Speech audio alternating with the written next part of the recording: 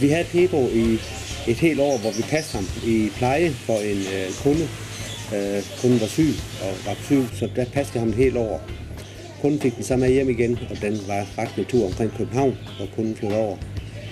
Cirka et år efter blev vi ringet op af kunden og spurgt, om vi ikke ville købe den, fordi den var for meget larm i den lejlighed, han boede i, og var ved at blive sendt ud af lejligheden. Vi var ikke så særligt interesserede, fordi vi havde haft en masse problemer med Pedro det første år. Det tog meget lang tid efter, vi fik den ind, før vi ligesom kunne begynde at være for den. Han skreg hele tiden meget, meget hårdt. Hele tiden. Så vi var ikke så interesserede. Men så opdagede vi lige pludselig til salg på gul og gratis, og så blev vi enige om, nu hentede vi den. Det var synd. Den skulle ikke flytte mere rundt.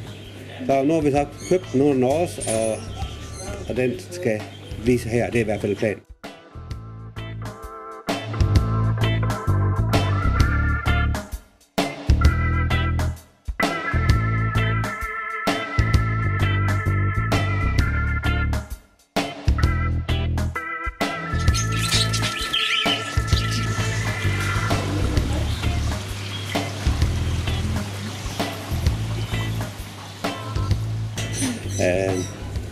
Vi gør det, vi dæmper den lidt.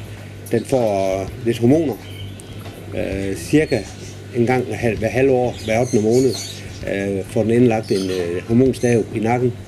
Simpelthen for at dæmpe den lidt. Fordi den er simpelthen for super aktiv. Og den, ja, der skal ske noget hele tiden. Så han kommer aldrig til at være til selv? Så skal den helt rigtige menneske komme. Helt sikkert. Den, der har tid nok for den. Pedro er en fugl, og det gælder jo alle papegøjer. Man skal regne med, at de kræver mindst lige så meget som en hund at passe. Måske endda mere. Jeg vil sige sådan, at Pedro, han vil jo helst sidde på armen eller på skuldrene af en hele tiden. Nu de hvidtoppede kakkeduer, de er jo nogle fantastiske fugle. De har ligesom rytmen i sig. De elsker at danse til musik og den slags. De elsker at optræde. Kan man være midtpunktet, så er det jo alle tiders. Og det er faktisk generelt for lige nøjagtigt kakkeduerne, at det synes de, det er alle tiders, hvis der er nogen, der kigger på dem. Og alle tiders, der er nogen, der kommer og hiver dem ud af buret og snakker med dem. Der er ikke nogen problemer med, at han sådan går rundt herinde? Ikke spor, men der er selvfølgelig kunder, som er, hvad skal jeg sige, har en fobi for fugle. Og dem er der faktisk mange af.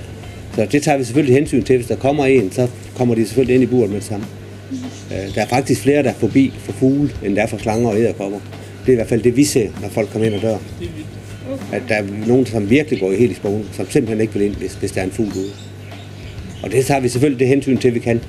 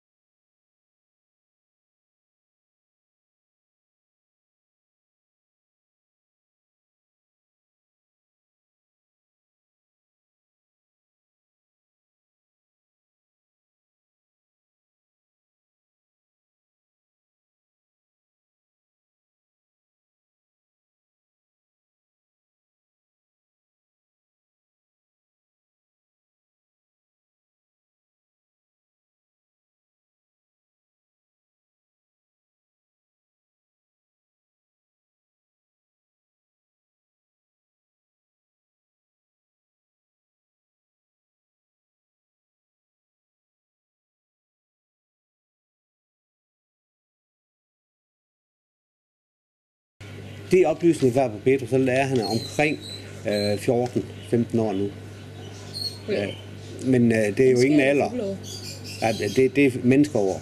Og når vi snakker fugleår, altså sådan som et Pedro, bliver jo restvæk 50 år, måske 60 endda. Så det er en livspartner? Ja, det er det. Mange af de lidt større, de røde arer, for eksempel, når vi har herinde også, det er jo noget med 70-80 år, de bliver. Det skal man også ligesom lige tænke på, når man anskaffer sig sådan en.